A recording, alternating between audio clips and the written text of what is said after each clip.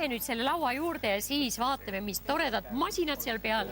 Võikab varakult nüüd tõuse mees. Meitu muredki siis poevad teelt ja terve päev ma rõõmu leian eest. Kui mul eile oli nukker meel, hinget napesa naer mul teeb.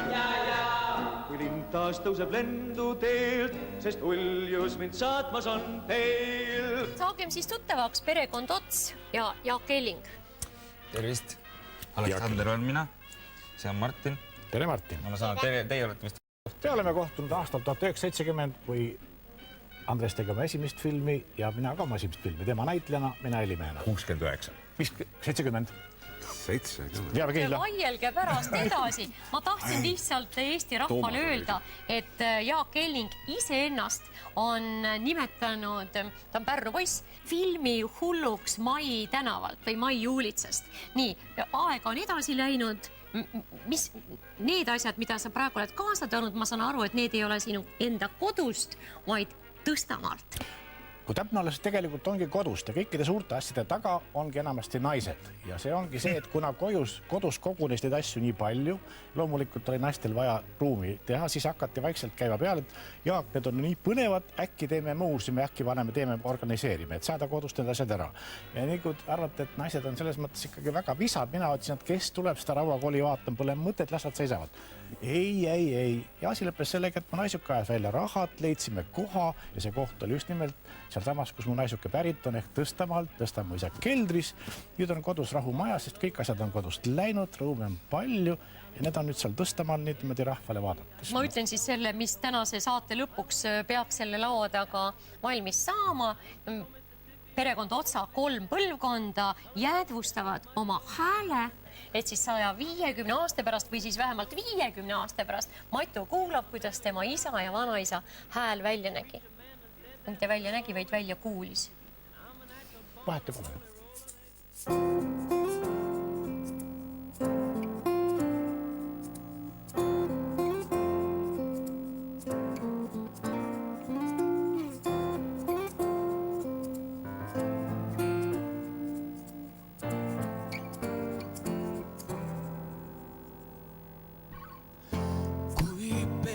Hoiad tuliseid süsi rõmbi valgu sees.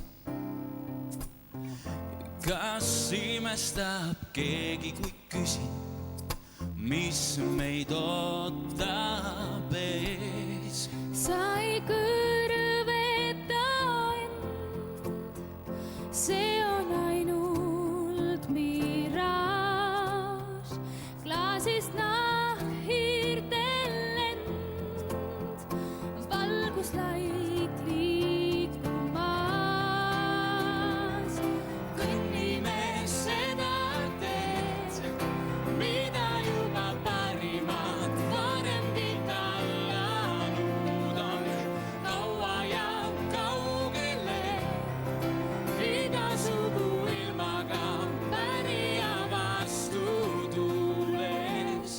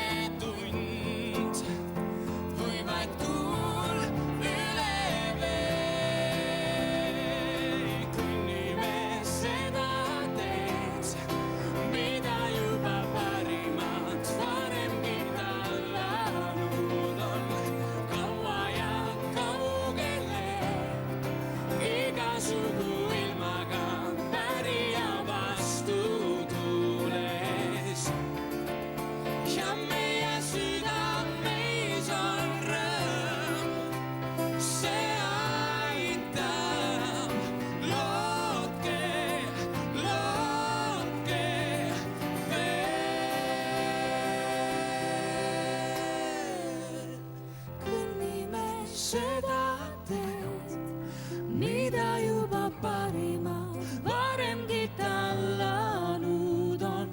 Kaua ja kaugele igasugu ilmaga pärja vastu tuules. Kõnnime seda teed, mida juba parimad varemgi tallanud on. Kaua ja kaugele igasugu ilmaga pärja vastu tuules. Kõnnime seda teed, mida juba parimad varemgi tallanud on. Kaua ja kaugele igasugu ilmaga pärja vastu tuules.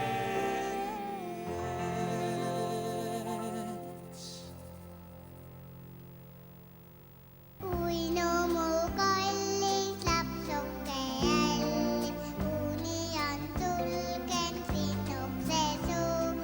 Pääsin su väiksed jalad ja käiksed, nii laulis mulle sinnukse suu. Laulan kui ilmamaa, uinu illake soov. Laulan kui ilmamaa, unedam magusaar. see makk näiteks ongi nüüd väga kerge, portatiivne kaasast kantav makk, umbes nii nagu praegu mobiil, pisikene, proovige seda tõsta. see on helilindiks. no see on nagu 2 ämbrit vett. Ja kujutage ette, et maestro Fred Jüssi on sedasama masinat tassinud Mööda metsi. mööda metsi, rabasid, soid, rääkimata sellest, et kõik muu tehnika tuleb sinna veel kaasa, kõik need muu varustus. Kujutage ette, see on täiesti müstiline, aga kindlamat tööriista kui see minu meelest ei ole olemas, sest et kui inglastel on selline põnev ütlemine, et nendel on 2 väljapaistvalt maailma parimat autot, need on Bentley ja Rolls-Royce, siis ütleme, sellesama võib rahullikult öelda, et see on nüüd ütleme helimaailma Rolls-Royce. See on nüüd ka sakslaste Uher ja see on nüüd stereo. See on nüüd see suur kott, mille sees teda niimoodi kantakse. Selge. Paneme sulle nüüd midagi siit. Matu, kui sa enne oled mikrofoni käes hoidnud või? Võta oma kätte 1. Nii. Hoiuta julgesti käes ära kaarda, midagi ei juhtu. Nii. Te võite julgesti kenasti rääkida nüüd natukene. Nii. Ette, miks inimene hakkab kohe siis teistmoodi rääkima, kui tal mikrofon käes on? ei teavad, seda peab lavakõne õppejõult küsima, et teatrinäitlejatele tihtipeale ehitatakse ette seda.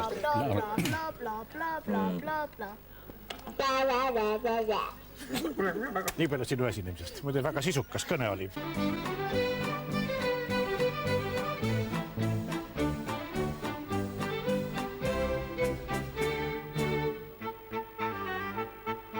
Purjekaga sõita andis suvel nii, et sõlmed vandis. Kahjuks aga käina kandis, sõitsin suures äinas andiks.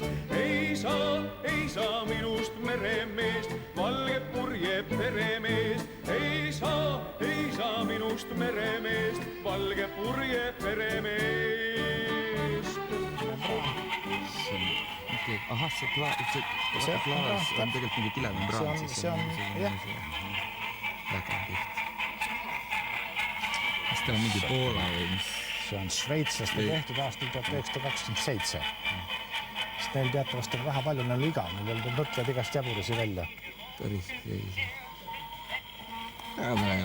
Vaata, vanasti, see on iPod. Jah, see on täpselt ongi. Mõndadel on sellised pasunad. Pasunad, vaata, on õige ja suured torugrammofonid on õigus. No Jaak, mulle meeldivad inimesed, kes teevad igast hetkest elus niisuguse väikese kinomoodi etenduse. Sa läksid Tallinn filmi juba 1970. aastal tööle.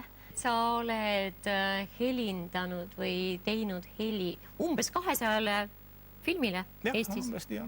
Ma lugesin, et 9 aastat oma tööst oled sa pühendanud vanade filmide säilitamisele. Kas nüüd täpselt sama teed sa siis häälte säilitamisele mõeldes, et miks sinu jaoks on see tähtis? noh, ütleme, see jääb minu hea kolleegi Enn Sede pärusmaaks rohkemaks, sest et ütleme, tema on niisugune, kuidas ma ütlen, sündine arhivaar ja sündinud Eesti kino südametunnistus, ma ütleksin julgelt kohe, et noh, teda on äärmiselt vaja.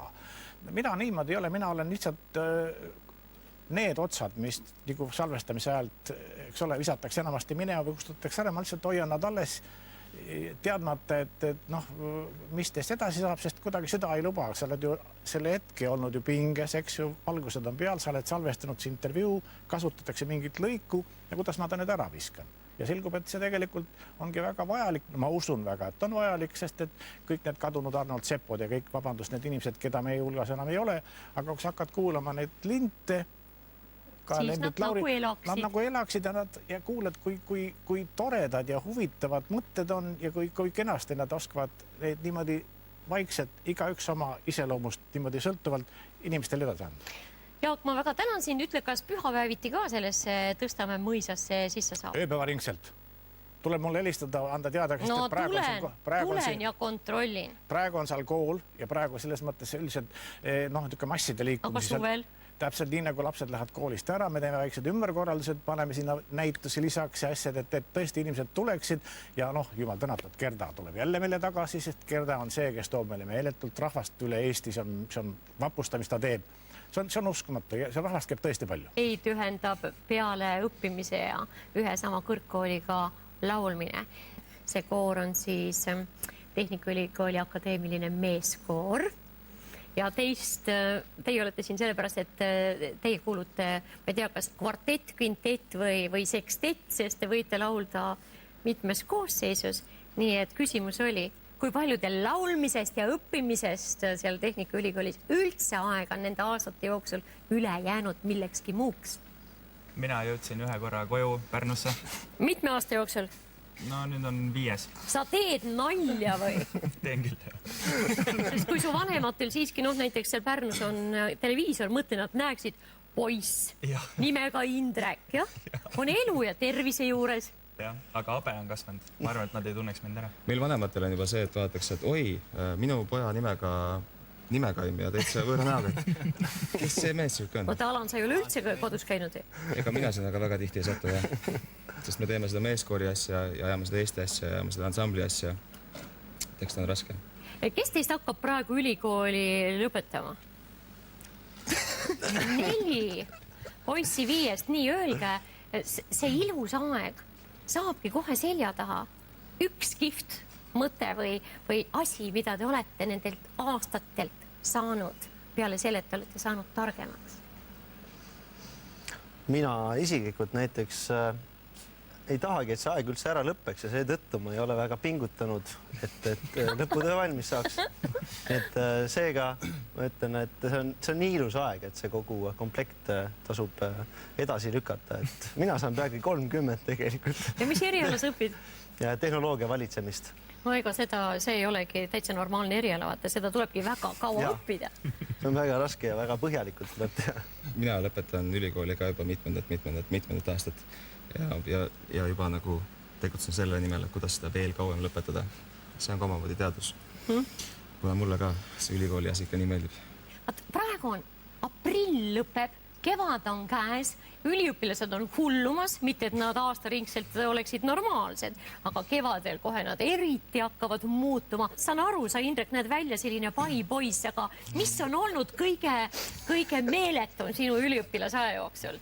Pidutsete ka mõnikord või? Pidutseme ikka, jah. Viimasel ajal enamasti oma seltskonnaga. Nüüd tuleb Volbriöö ja üliõpilased jubedalt lasevad rihma lõdvaks, ütleme, sellel viimasel aprilli ööl vastu maid. Et kas teiega ka midagi sellist on juhtunud või? Me lihtsalt ei julge Tartusse minna, kuna kui me läheme, siis me oleme see umbes nädala aega.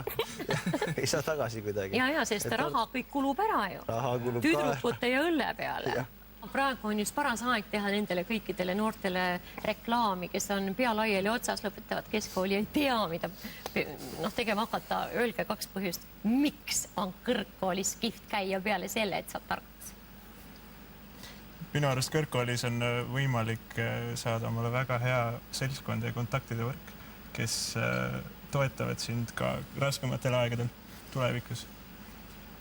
Jah, ja see elu on hoopis midagi teist, on nagu iseseisva elu ikkagi, ühikaelu ja no, hoopis teine. Noh, igatahes, kui ma teid vaatan, siis ma arvan, et teie vanemate südamed peaksid ja hinged rahul olema, sest te ei ole ennast isegi suutnud nende aastatega üle kätte lasta. Näete väga ontlikud välja. Ja kas ma võin välja pakkuda, et kui ma siin praegu tahtsin teada, et kuidas üliõpilased pidutsevad, seda vastust ma ei saanud, et siis tegelikult teie jaoks on õige vastus ikkagi see, et te pidutsete siis, kui te laulate ja paremat pidu pole maailmas olemas. Põhimõtteliselt küll. Nii on. Väga hea. Palun, lava on teie päralt ja palun hullutage nüüd ka Eesti televaatajate südameid. Ilusat kevadet teile kõigile, kes te kooli lõpetate. Ilusat tulevikku ja need, kes koolis edasi on, siis pidage ikka vastu. Suur tänu. Aitäh. Ütlen sulle ma ütlen sulle ma päikene, ütlen seda kõigile, vaid sa võid nüüd sellest arvata, et kalliks pean sind ma. Ma pean kalliks ma sind. Kas hinges tõesti tunned tõesti nii, kui sa kingid mulle kõrnusi? Kas võid ma sellest tõesti arvata, kalliks pead mind sa pead kalliks mind. Ma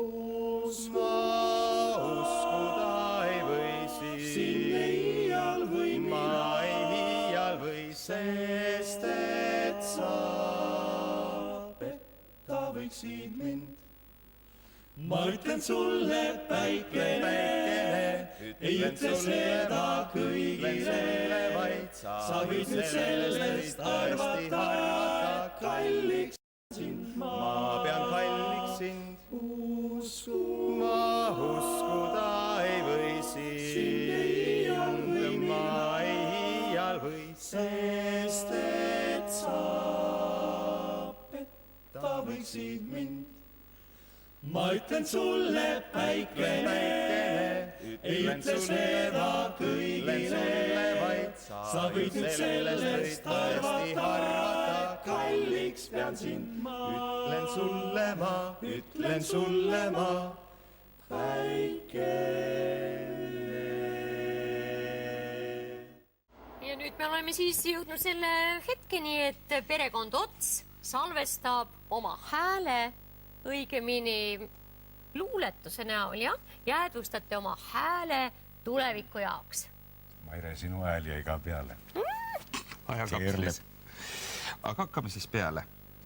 Päris lõppu jõudes polegi midagi näha. polegi midagi näha. Algust ei ole. Algust ei ole Ja lõppu ei ole ka. ja lõppu ei ole ka. Siin ta siis ongi. Siin ta siis ongi. See kaua oodatud. See kaua oodatud. Ning kaua kardetud.